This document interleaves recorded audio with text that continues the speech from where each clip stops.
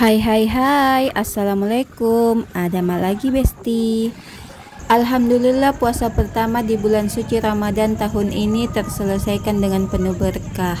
Dan malam ini adalah malam tarawih kedua di bulan suci Ramadan 1445 Hijriah. Di sini saya melaksanakan sholat tarawih berjamaah di Masjid Raya Makassar. Singkat cerita, di sini saya sudah sampai ke lokasi. Sekarang saya sudah masuk di masjid. Di sini saya mau ambil air wudhu dulu. Kita dengar itu besti, mau sholat orang.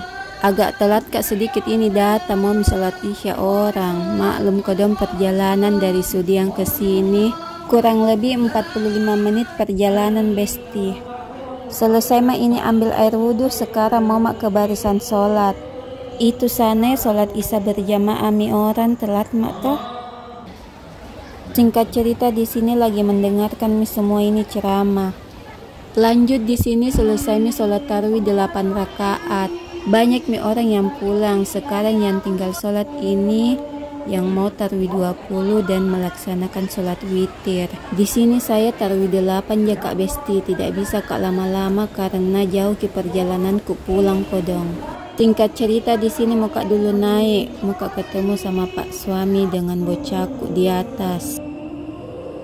Ada mak ini di atas, di sini masih sholat ke orang besti, masih sholat tarawih 20 ki sama witir sebentar. Masya Allah megahnya ini masjid. Ini ku kasih lihatkan ki tampak depan.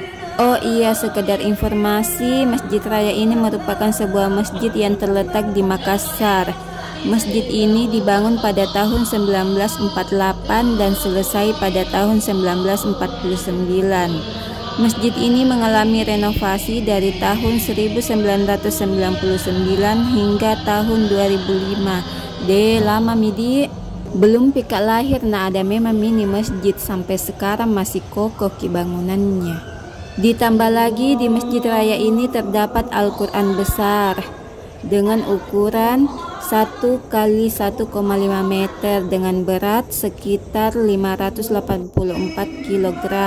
Al-Quran besar ini merupakan salah satu keunikan dari Masjid Raya yang terletak di bagian pintu masuk. Masya Allah.